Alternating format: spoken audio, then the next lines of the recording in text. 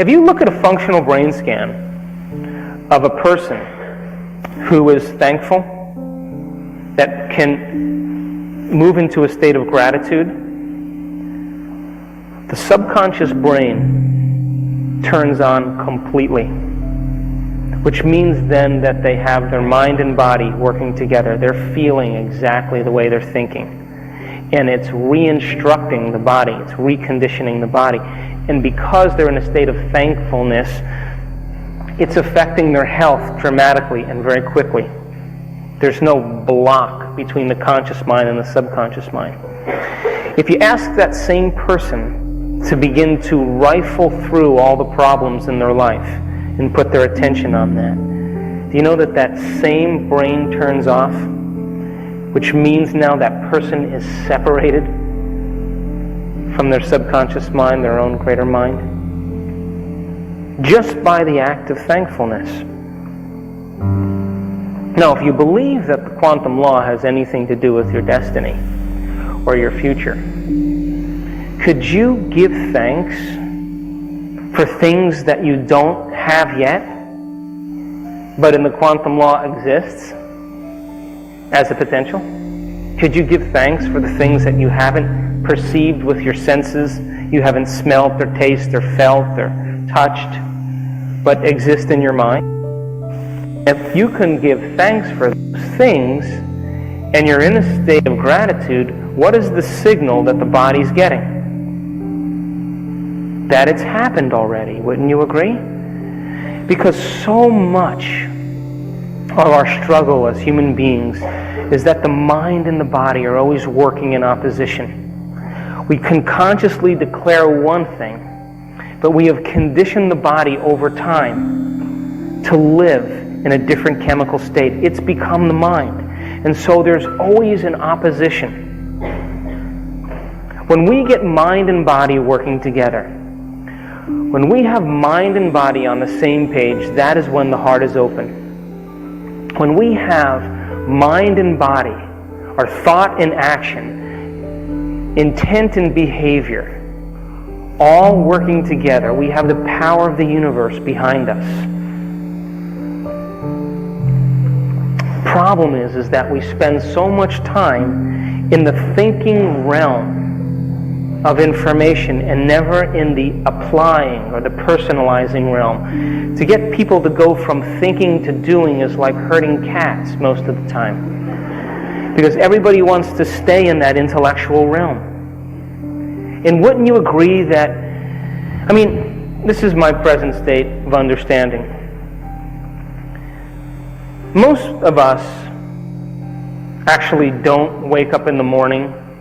You know the biggest reason we don't wake up in the morning and create our destiny or decide intentionally how we want our day or our life to go? We don't put our attention on that and actually do it. You know the biggest reason or reasons we don't do it?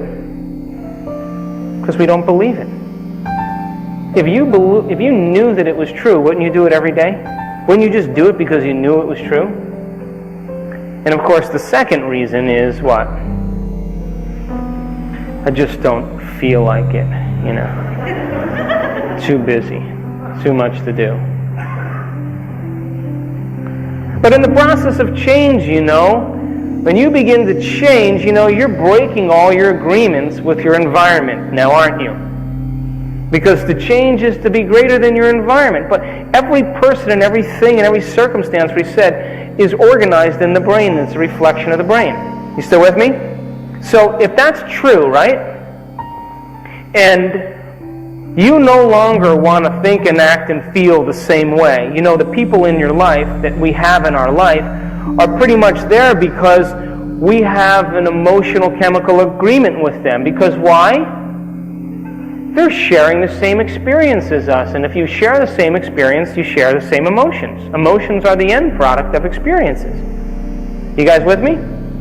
And we know that the brain is organized as a reflection of the environment, because when you meet someone for the first time, you shake their hand and you say, "How are you doing?" They go, "Great." And they go, "Listen, I used to live in this place." And then I say, "You lived in that place?" "I lived in that place." "You know those people?" "I know those people too." You When did you live in that place? Oh, in 2002. I lived there in 2002 also. And you experienced those things? I've experienced those things too. I like you. We have a relationship now because we neurochemically are aligned. And if we share the same experiences, we have the same emotions. Would you agree?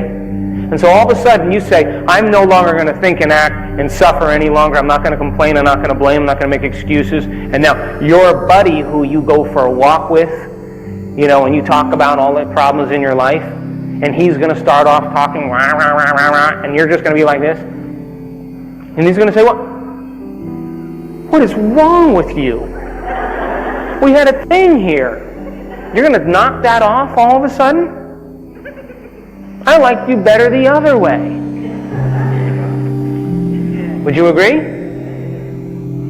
So as we begin to change and we begin to alter the circuitry in our brain, and we begin to organize it and make it work in new ways and grow the circuits in there, the brain is no longer a record of the past now, or a reflection of the environment, but in fact, the brain is ahead of the environment. The brain now is organized ahead of the experience. And the quantum law says the environment is an extension of your mind. And don't you agree that if you changed something in your mind and reorganized the circuitry, something should show up differently in your world? I believe that. I mean, I wouldn't get about to the business of change unless I wanted a sign in my life as a result of my efforts. And I want a sign that comes in a way that I can't predict, and I want it to be surprising, and I want it to leave no doubt that it came from a greater mind, so that it inspires me to do it again, so that it's out of routine, that it wakes me up.